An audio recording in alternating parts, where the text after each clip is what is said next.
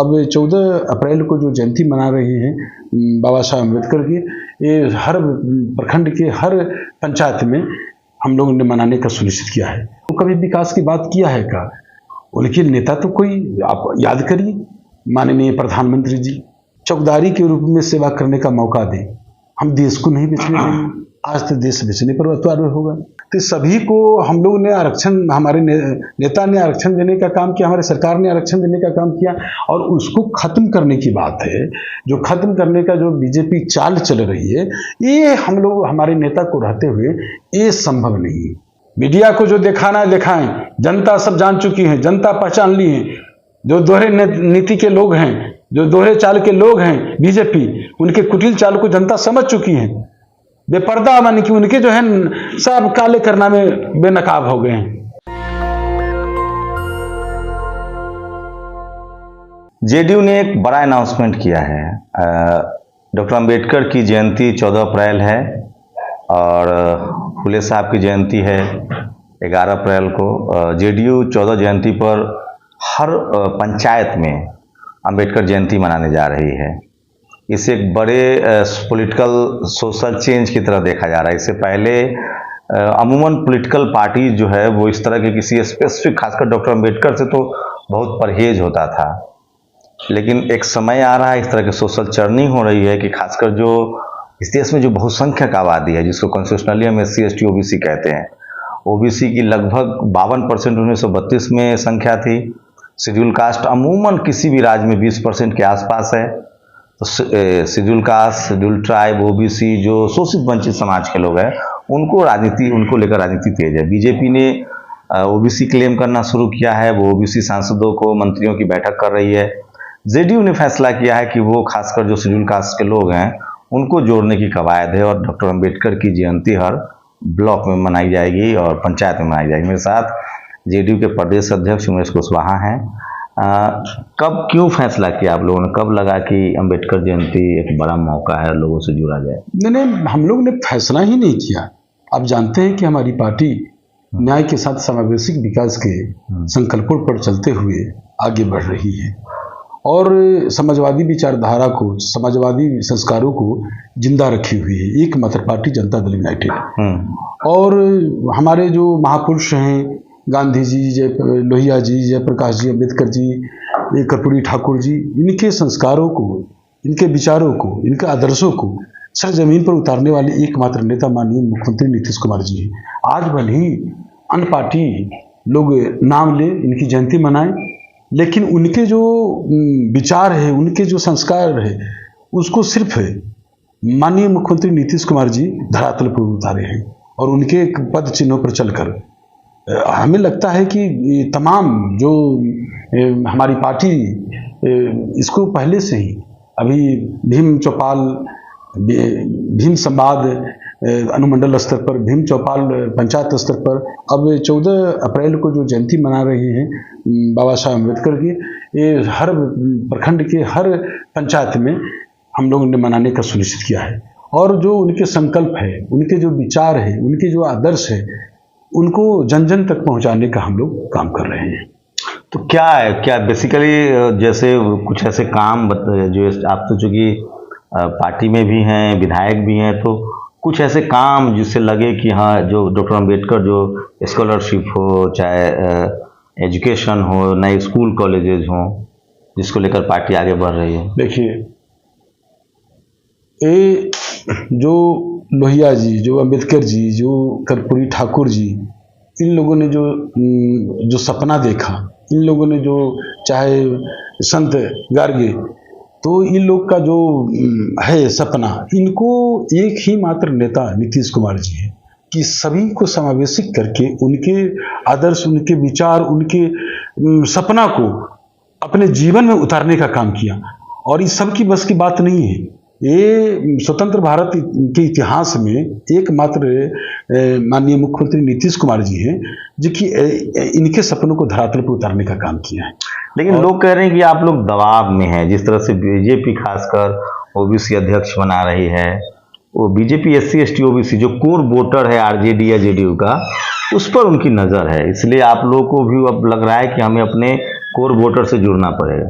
देखिए, बीजेपी हताश में है, बीजेपी बेचैन है, इसमें कहीं दो राय नहीं है।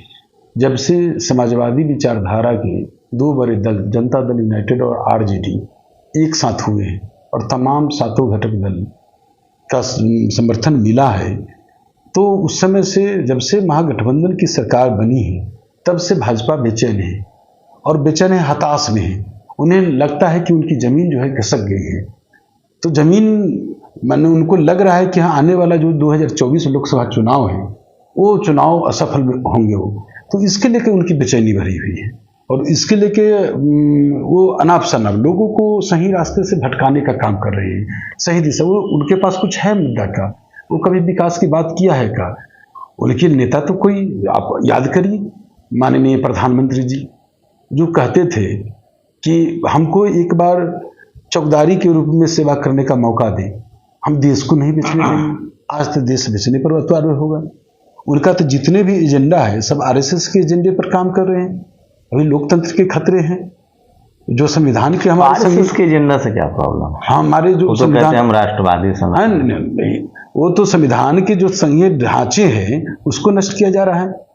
हमारा जो मौलिक अधिकार, जो बाबा साहब भीमराव अम्बेडकर साहब ने जो हमारे मौलिक अधिकार दिया, भारतीय संविधान में हर लोग को एक वोट का देने का अधिकार दिया, और जो उन्होंने अभी देख रहे हैं कि जो अधिकार मिला उसको भी अधिकार को छीनने का काम, अधिकार को आरक्षण समाप्त करने का काम किया जा रहा है भाजपा वाले लोगों के द्वारा। आप बहुत दबाव में हैं। लोग कह रहे हैं कि आप भी ओबीसी में कुशवाहा समाज से आते हैं, सम्राट चौधरी भी कुशवाहा समाज से आते हैं, तो आप और नीतीश कुमार के बारे में अभी सुना मैंने, लव कुछ कॉम्बिनेशन है उनके साथ। तो अभी आप देख रहे हैं कि जो कुशवाहा समाज है, कुशवाहा समाज अपना जो घर जो समझता है, पुश्तैनी घर, वो जनता दल यूनाइटेड को समझती है। और हमारे नेता माननीय मुख्यमंत्री नीतीश कुमार जी, हमारे नेता न्याय के साथ समावेशी विकास का नींव खड़ा किए हैं। जो स्वतंत्र, माने हमने ये कहा कि जो उन्होंने अभी किया है इन 17 वर्षों में, जो उन्होंने जो काम किया है, वो किसी ने ऐसा, कोई राजनेता ने ऐसा काम नहीं किया। आप प्रधानमंत्री ओबीसी क्लेम करते हैं, वो आरएसएस में है, उसके बाद भी पहले वो पार्टी बीजेपी परहेज कर दी थी कास्ट स्ट्रक्चर को लेकर, एससी एसटी ओबीसी को लेकर, जो कॉन्स्टिट्यूशनल टर्म्स है। आप लोगों को कहा जाता था कि आरजेडी, जेडीयू, सपा, बसपा ये सब जातिवादी पार्टी है, जो मीडिया कहती थी। अब बीजेपी आप लोगों से ज्यादा क्लेम कर रही है कि मैं ओबीसी की पार्टी हूँ, मैं एससी एसटी ओबीसी का।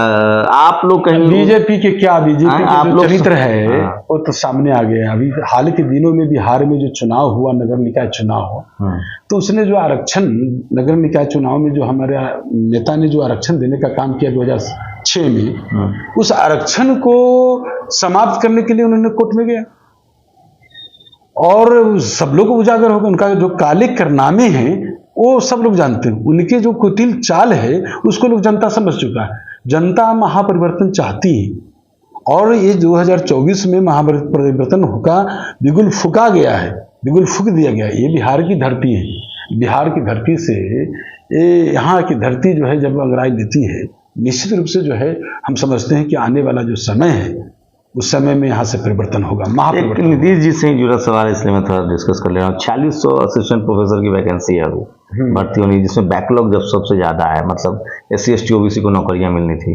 हाई कोर्ट में मामला जाता है, रोक लग जाती है। अभी नीतीश जी ने कहा है कि जो आपका बीपीएससी है, जो नौकरी देने का बिहार में सबसे प्रीमियर संस्थान है, कि अगर 30% से कम किसी को नंबर मिलता है और 80% से ज़्यादा किसी को नंबर मिलता है तो उसकी जांच हो, मतलब एससी एसटी ओबीसी के बच्चों के नंबर काटे जाते हैं। क्या आप लोग रिजर्वेशन को लेकर एकदम 2024-2025 में रिजर्वेशन आपके लिए एक मुद्दा होगा, या बीजेपी या ये इसके लेकर दबाव है कि कम से कम हम रिजर्वेशन को बहुत बड़ा मुद्दा नहीं बनाएंगे? नहीं, आप जानते हैं कि आपको पहले ही मैंने कहा है कि बाबा साहब ने जो संसद में जो उन्होंने आरक्षण दिया, जो शोषितों और दलितों को जो आरक्षण दिया, जो समाज के सबसे निचले कड़ी के व्यक्ति थे उनको आरक्षण देकर भागीदारी दी, तो उनकी भागीदारी को माननीय मुख्यमंत्री जी ने उनके पद चिन्ह पर चलते हुए उन्होंने 16% जो हमारे अनुसूचित जाति जनजाति है उनको 16% आरक्षण देने का काम हमारे पंचायती राज में देने का काम किया। और इसी तरह जो है पिछड़ा सब जो हमारे पिछड़ा का आरक्षण, अति पिछड़ा का आरक्षण, तो सभी को हम लोग ने आरक्षण, हमारे नेता ने आरक्षण देने का काम किया, हमारे सरकार ने आरक्षण देने का काम किया। और उसको खत्म करने की बात है, जो खत्म करने का जो बीजेपी चाल चल रही है, ये हम लोग हमारे नेता को रहते हुए ये संभव नहीं है। इस पर पार्टी लेवल पर बैठक होती है कि रिजर्वेशन को बचाना है पूरा। हिंदू मुस्लिम से कैसे लड़ पाएंगे आप लोग?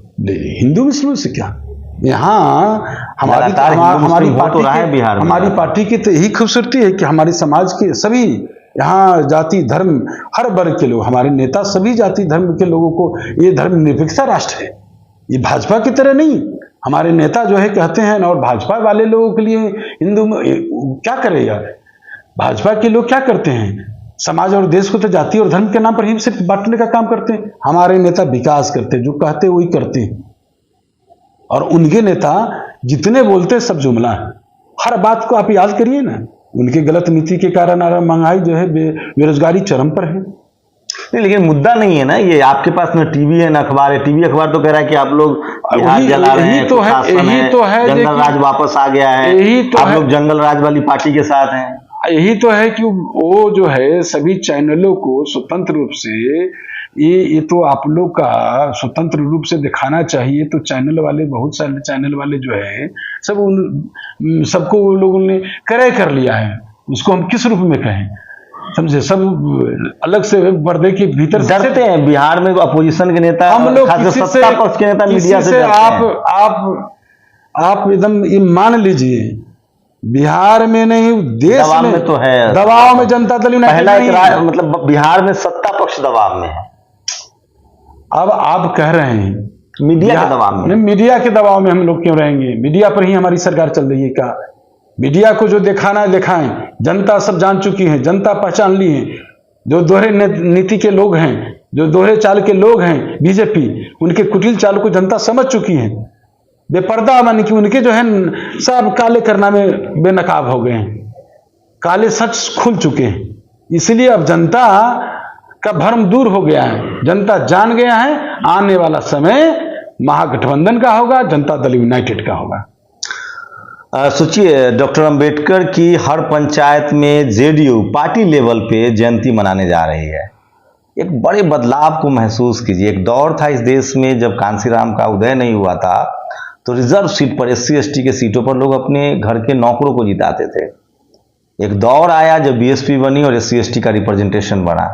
आज ये दौर है कि कोई भी पॉलिटिकल पार्टी हो, कांग्रेस कहती है कि हम SC ST OBC को 50% इंटरनल रिजर्वेशन देंगे।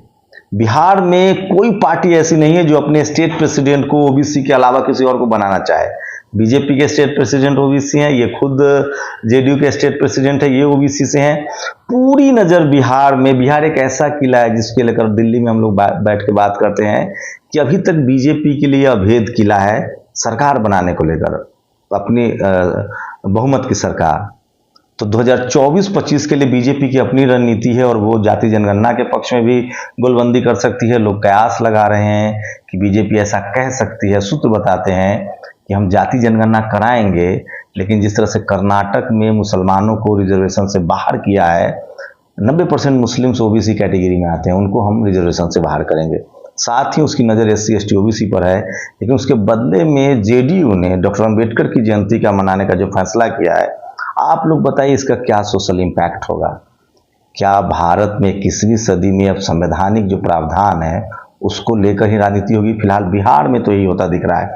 मैं एक बार और साफ कर दूं, बिहार यूपी एक ऐसा राज्य है जहां हमारे पार्टी कार्यालय में जब आप आएंगे देखेंगे, हमारे पार्टी कार्यालय में जो हमारे महापुरुष हैं, गांधी, JP लोहिया जी, अंबेडकर जी, कर्पूरी ठाकुर जी, इन्हीं का फोटो लगा हुआ है। जगदेव बाबू को भूल रहे हैं जी, ये जगदेव बाबू का हम लोग कैसे भूल रहे हैं? JP हम लोग जगदेव बाबू को, भारत बिहार के लोग एक ही JP हमारे नेता, हमारी पार्टी हमेशा जो महापुरुष हैं, जो समाज और देश के सम्मान दिलाने का काम किया है, उसको हम लोग सम्मानित करते हैं, उनके लिए उनको याद करते हैं, उनकी जयंती मनाते हैं।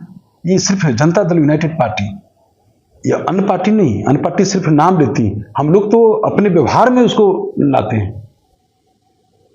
तो देखिए ज़्यादा दिन नहीं हुआ, 75 साल हुए हैं और वो तबका जो 2000 सालों से शोषित वंचित है उसका पॉलिटिकल रिप्रेजेंटेशन जो है वो लगातार तेजी से बढ़ा। और बिहार यूपी जिसमें टीवी अखबार आपको बताएगा कि यहाँ दरअसल जाति की राजनीति है, सच्चाई है कि यहाँ जातिवाद के खिलाफ बहुत लंबे समय से लड़ाई चल रही है और उस दौर में अब तक SC ST OBC के कई मुख्यमंत्री बन चुके हैं।